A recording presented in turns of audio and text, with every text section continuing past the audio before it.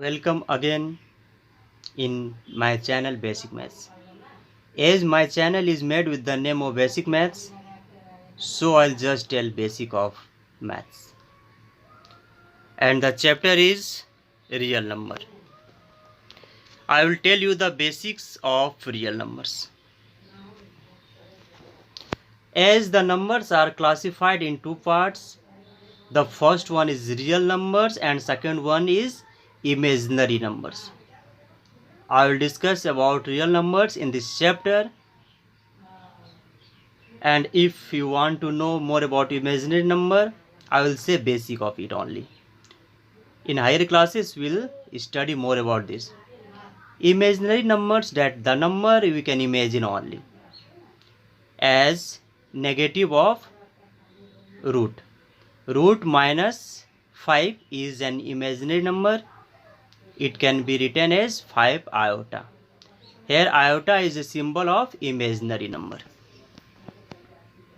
Now, real numbers consist of all the rational and irrational numbers. The real number system has many subsets: natural numbers, whole numbers, integers, rational number, irrational number. Through the Venn diagram of the real number system, rational numbers, then integers, then whole numbers, then natural numbers. That is, all the natural numbers, whole number, integers are rational numbers. Description of parts of real numbers. Natural numbers. Natural numbers are the set of counting numbers. All counting numbers are natural numbers. That is 1, 2, 3 and so on. Whole numbers. Whole numbers are the set of numbers that includes 0 plus the set of natural numbers. 0, 1, 2, 3, 4 and so on. We can say that 0 is the smallest whole number. Integers. Integers are the set of whole numbers and their opposites. That is, integers are the set of all positive numbers and negative numbers. Rational numbers are any numbers that can be expressed in the form of a by b, where a and b are integers and b is not equal to 0. Examples: 36.8, 0.125 and so on. They can always be expressed by using terminating decimals or repeating decimals. All natural numbers, whole numbers that are rational numbers: 1, 2, 3, 1 by 4. Irrational numbers. Irrational numbers are any numbers that can be expressed in the form of a by b, where a and b are integers and b is not equal to 0. They are expressed as non-terminating and non-repeating. That is, neither terminate nor can be expressed as a recurring decimals. Examples: pi, root 2, 0.34334 and so on. Now the different thing is that Euclid's division algorithm. Given positive integers a and b, there exists a unique integers q and r satisfying a is equal to bq plus r, where r greater than 0 less than b. Example of Euclid's division: we have to find the HCF of 4052 and 12576 by the method of Euclid's algorithm. Now 12576 is greater than 4052. We apply the division lemma to find the HCF of these two numbers. We will divide 12576 by 4052, then the quotient is 3 and remainder is 420. Until and unless you will get the remainder 0, you will have to use this theorem process.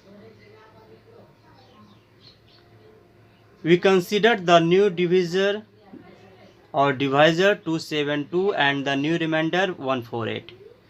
At last we get 0 in 4. So HCF of these two numbers is 4.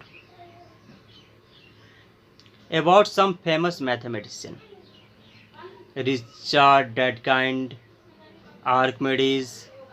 Some questions are there. You have to solve one by one using this theorem, this algorithm. What does it mean? You have to proceed through the rules and formulas. As my channel is made with the name of Basic Mathematics, so I am just telling you the basic of this, and you have to go all the solution one by one.